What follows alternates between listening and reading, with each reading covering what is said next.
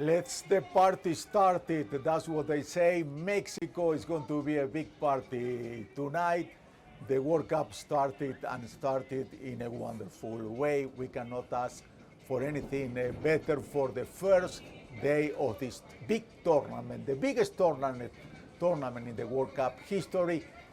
Here we are from the field. This is Carlos Montero, and we are going to talk during this half an hour what everything is going on in this great tournament. Let's start first with the opening ceremony. But before the open ceremony, we were scared maybe today was going to rain. It looks going to rain now in any minute. But in the morning at 11 o'clock during the open ceremony, it was a beautiful sun, a beautiful day. And in this ceremony, it was Shakira, it was Alejandro Fernandez, an icon Mexican singer who sang the national anthem. Also, it was Shakira, Lila Brown, Belinda. Was something amazing. Then we have the game.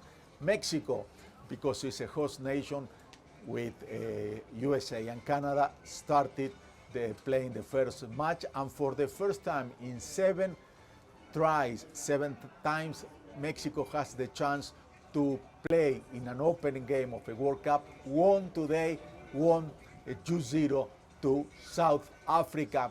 It was a nice game. It was the two of them. They were really a little bit precautious. They were careful the way they were playing.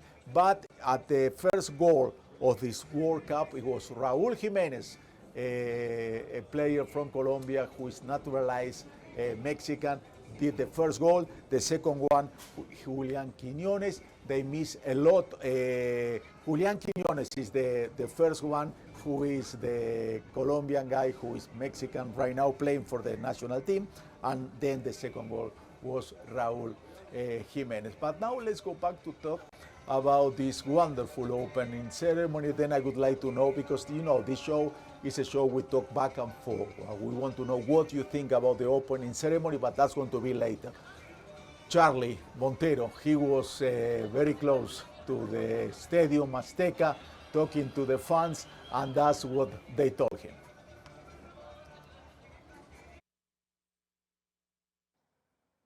Hi Carlos, how are you? The day has officially arrived. The longest World Cup in history with the most amount of teams has officially begun. The World Cup opening ceremony was incredible. For me, it was a little bit short, but it was very nice. There was a lot of Mexican traditional culture. There were 48 flags representing the 48 teams that will play in the World Cup. And there were a lot of artists. There was Lila Downs, Maná, Danny Ocean, Belinda, Los Angeles Azules, J Balvin, Ryan Castro, and of course, everyone's favorite, Shakira, who sang her World Cup song, Dai Dai, which means come on in Italian. After the opening ceremony, Selma Hayek, which surprised many people, she is the FIFA ambassador. She sent a message to the whole world, welcoming the newest edition of the World Cup. After the opening ceremony, Mexico fans were very happy because they were able to beat South Africa at home in the Estadio Azteca. Very, very nice day, but the football is not over yet. Tonight, South Korea will face Czech Republic, and I was able to talk to a fan yesterday who is a South Korean journalist about his expectations for the game tonight in Guadalajara. Listen to what he had to say. So it's my first World Cup to cover the World Cup. So I think it's a tremendous and exciting experience. What's it been like so far? Have you enjoyed it? Yeah, this you saw it. It's a very enjoyed. The Mexican people is very kind and very enthusiastic. So it's a very exciting experience. How do you think South Korea will do tomorrow? I think the Czech Republic is a very strong team. I think, but Korea team is strong too. The Heung-min Son and the Kang In-lee in the PSG, and the Min Jae-kim in the Bayern Munich. We have a very big player, so I think a 2-1, the Korea Republic is win. And how far do you think South Korea will get in the World Cup? I hope we go to the quarterfinal, but I think the 16th round is the second round is the limit. Well, that was Kang, a reporter from South Korea. He's very excited for the match tonight. He's right. Czech Republic is a very strong team, but so is South Korea with their player, their star, Heung-min Son. I think he was right. I think South Korea will probably take the win tonight. 2 goals, 2-0 for me. South Korea will win. We'll be back tomorrow with more information. Back to the studios, Carlos.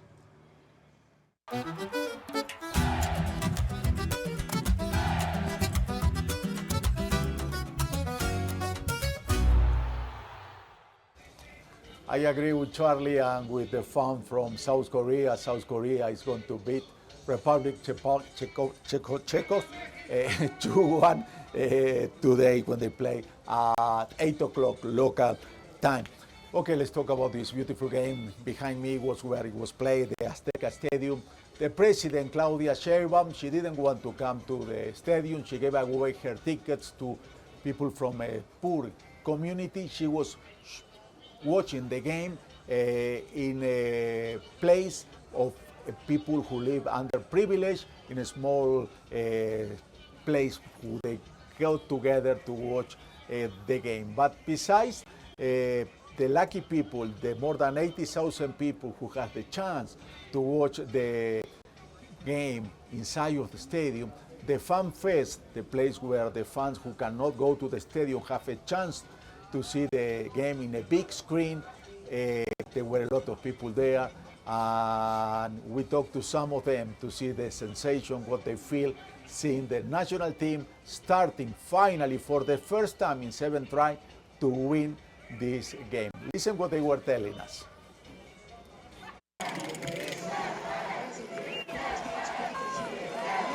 What was the moment when you guys scored a goal like?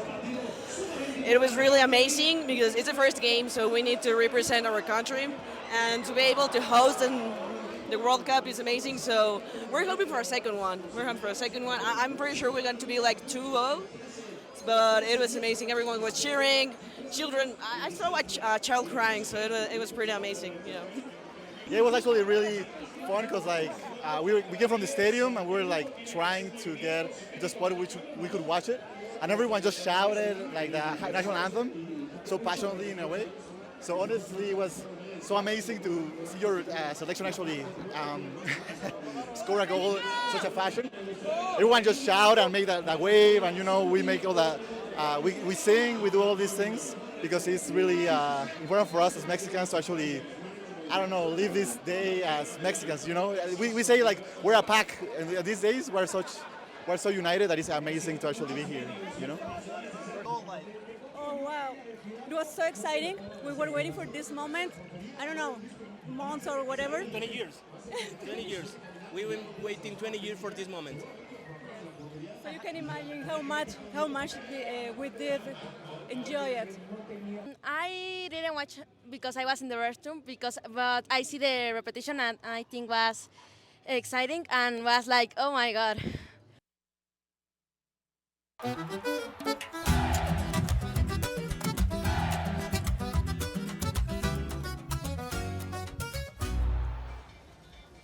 Many Mexicans are saying right now, oh my God, I don't know if you can hear behind me, there are parties in different streets of Mexico City. They are going to last very, very long today.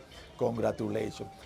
You know, this is a show we can communicate with each other through social media. We have a question of the day every day of this program. And today is, I don't know if you have a chance to watch the opening ceremony. I strongly recommend you to do it if you didn't do it. For me, it was fantastic, but I was reading in social media, some people didn't like it much. They said Shakira was the best, but the rest, it wasn't very shiny. For me, they are wrong. But I want to know your opinion, and then let me know, and I'm going to answer you. You have three options. I love it. It was okay. It was so-so, or it was awful. Please, we are going to see your opinion at the end of the show. But also remember, your vote, you can vote, cast your vote by scanning the QR on screen and help shape today's words, captivate, showing the conversation. Okay, let's talk about this beautiful stadium. This is the third time that Mexico is precisely hosting a World Cup.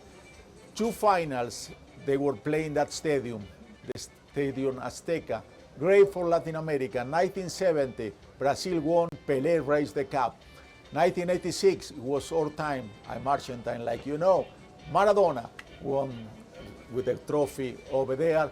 But it has so many things, so many more stories, this stadium, Stadio Azteca, that I want to share them with you.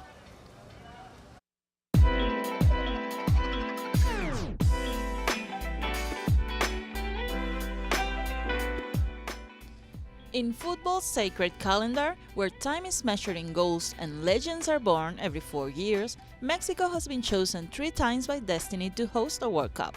Not merely as a stage or a spectator, but as an altar and guardian of eternity, where mariachi music and the colors of countless flags blend with the euphoria of millions. In 1970, the sun shone as a blessing over the Azteca Stadium, and the world witnessed an unforgettable revelation. Pelé reigned beyond the game itself, turning every touch into art and every movement into prophecy. In the final, Brazil's 4-1 victory over Italy became a consecration. Brazil reached perfection, and Pelé rose as a 3-time world champion, bearer of an eternal crown. In 1986, history and greatness returned to a Mexico marked by hardship after the 1985 earthquake. Out of adversity emerged Diego Armando Maradona. Chaos and creation, shadow and light. Against England, he wrote football's most fascinating duality, the hand of God and the goal of the century. In the final, Argentina defeated West Germany, and the Azteca once again bowed before a different deity, more visceral yet equally immortal. Finally, in 2026, Mexico shares hosting duties with the United States and Canada, yet retains a unique privilege, becoming the first nation to host 3 FIFA World Cups. As the ball rolls once more, the stands will pulse with drums and trumpets. The Azteca Stadium, an eternal cathedral, will safeguard the legacy of Pelé and Maradona, a bridge between eras, myth and modernity, where football is consecrated as eternity itself.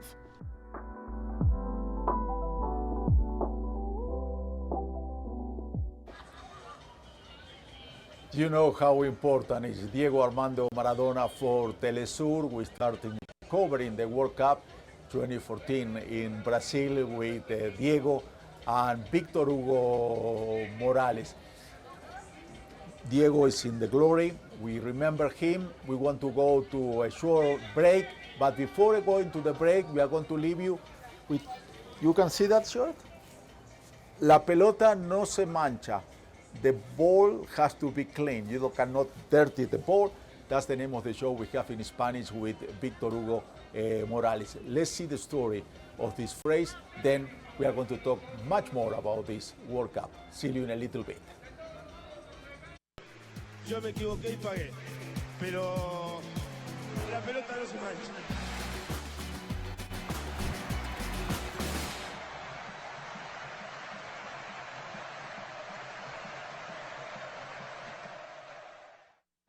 el día que jugué mi partido de despedida, dije que la pelota no se mancha. Hoy lo sigo pensando. Yo me equivoqué y pagué, pero la pelota no se mancha.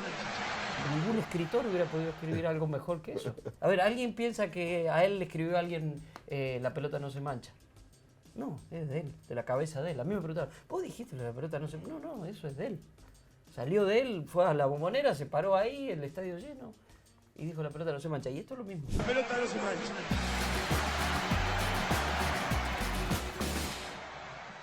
Thank you.